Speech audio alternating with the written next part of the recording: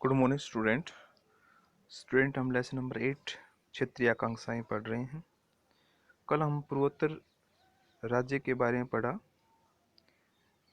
कि कैसे उन्होंने अपनी मांगों को पुरजोर उठाया और कैसे हमारी सेंट्रल गवर्नमेंट ने उन मांगों को कहाँ तक माना, कैसे आंदोलन हुए। इन बातों पर हमने कल चर्चा की। आज हम करेंगे स्वायत्तता की मांग कि कैसे अलग अलग राज्य अपनी स्वायत्तता की मांग करने लग गए थे और कैसे भारत सरकार ने उनका सामना किया। तो देखिए, आज़ादी के वक्त मणिपुर और त्रिपुरा को छोड़ दें तो यह पूरा इलाका असम कहलाता था। गैर असमी लोगों को जब लगा कि असम की सरकार उन पर असमी भाषा थोप रही है तो इस इलाके से राजनीतिक स्वायत्तता की मांग उठी। पूरे राज्य में असमी भाषा को लादने के खिलाफ विरोध प्रदर्शन और दंगे हुए।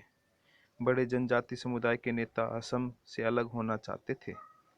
इन लोगों ने ईस्टर्न इंडिया ट्राइबल यूनियन का गठन किया, जो 1960 में कहीं ज़्यादा व्यापक ऑल पार्टी हिल्स कॉन्फ्रेंस में तब्दील हो गया।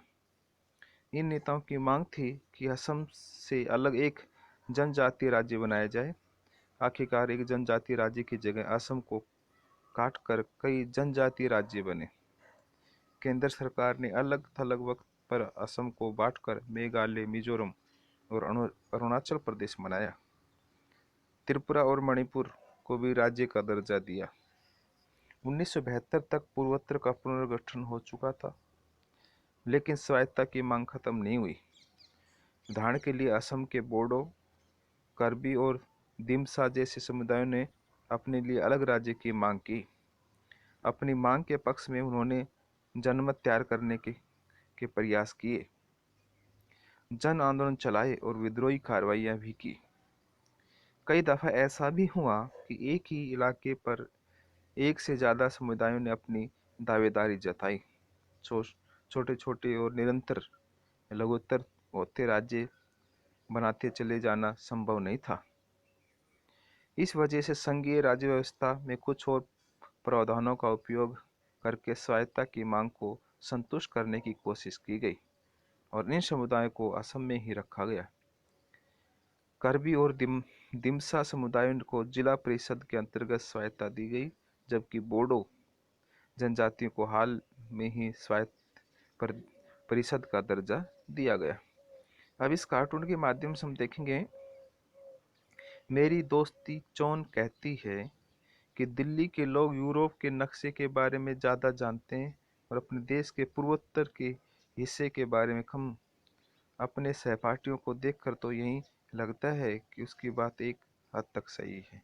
तो कहने का मीन्स ये है कि अलग अलग क्षेत्र की जो है वो लोग मांग करते कि हमारी भी जो है ना एक विशेष हमारा दर्जा हो, हमें भी लोग जाने पहचाने। अलगाववादी आंदोलन। स्वायत्तता की मांगों से निपटना आसान था क्योंकि संविधान की विभिन्नताओं का समाहार संघ में करने के लिए प्रावधान पहले से मौजूद थे, लेकिन जब कुछ समूह से अलग देश बनाने की मांग की और वह भी किसी क्षणिक आवेश में नहीं बल्कि सिद्धांतगत तैयारियों के साथ, तो इस मांग से निपटना मुश्किल हो गया। देश के नेतृत्व को पूर्वोत्तर के दो राज्यों में अलगाववादी मांग का लंबे समय तक सामना करना पड़ा। इन दो समुदायों की आपसी तुलना हमें लोकतांत्रिक राजनीति में कुछ सबक सिखाती है। आज़ादी के बाद मिजो पर्वतीय क्षेत्र को असम के अंदर ही एक स्वायत्त जिला बना दिया गया। कुछ मिजो लोगों का मानना था कि वे कभी भी ब्रिटिश इंडिया के अंग नहीं रहे, इसलिए भारत संघ से उनका कोई नाता नहीं है। 1959 में मिजो पर्वतीय इलाके में भारी अकाल पड़ा। असम की सरकार इस अकाल में समुचित प्रबंध करने में नाकाम रही। इसी के बाद अलगाववादी आंदोलन को जन समर्थन मिलना शुरू हो गया। मिजो लोगों ने गुस्से में आकर लाल डेंगा के नेतृत्व में मिजो नेशनल फ्रंट बनाया। देखिए, लाल डेंगा कौन थे? इनका जन्म 1937 में हुआ, मृत्यु 1990 में। मिजो नेशनल फ्रंट के संस्थापक और नेता, और 1959 के अकाल के बाद विद्रोही बन गए। भारत के खिलाफ 2 दशक तक सशस्त्र संघर्ष का नेतृत्व 1986 में प्रधानमंत्री राजीव गांधी के साथ सुलह और एक समझौते पर साइन किए नव निर्माण निर्मित मिजोरम के मुख्यमंत्री बने।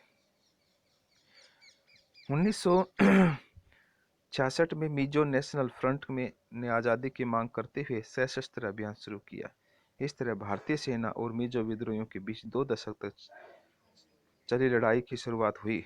मिजो नेशनल फ्रंट ने गुरिल्ला युद्ध किया, उसे भारत की सरकार ने समर्थन दिया था और तत्कालीन पूर्व पाकिस्तान में मिजो विद्रोहियों ने अपना ठिकाने बनाए। भारतीय सेना ने विद्रोही गतिविधियों को दबाने के लिए जवाबी कार्रवाई की, इसमें आम जनता को भी कष्ट उठाने पड़े। एक दफ़े तो वायुसेना तक का इस्तेमाल किया गया। सेना के इस कदमों से स्थानीय लोगों में क्रोध और अलगाव की भावना और तेज हो गई। 2 दशकों तक चले बगावत में हर पक्ष को हानि उठानी पड़ी।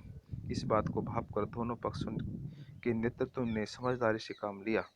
पाकिस्तान में निर्वासित जीवन जी रहे लाल डेंगा भारत आए और उन्होंने भारत सरकार के साथ बातचीत शुरू की।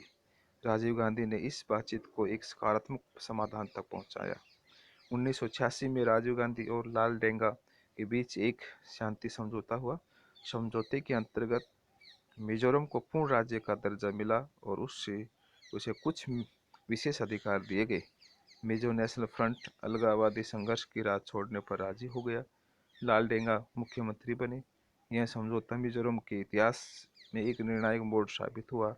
आज मिजोरम पूर्वोत्तर का सबसे शांतिपूर्ण राज्य है और उसे कला, साहित्य तथा विकास की दिशा में अच्छी प्रगति की है। तो स्टूडेंट, आज हमने ये पूर्वोत्तर राज्यों के बारे में पढ़ा कि कैसे वहाँ आंदोलन हुई, कैसे हमारे देश के प्रधानमंत्री राजीव गांधी ने इस आंदोलन को दबाया और कैसे समझौते किए। कल हम बाहरी लोगों के खिलाफ आंदोलन के बारे में पढ़ेंगे, तो मैं आशा करता हूँ ध्यानपूर्वक सुनेंगे। Thank you.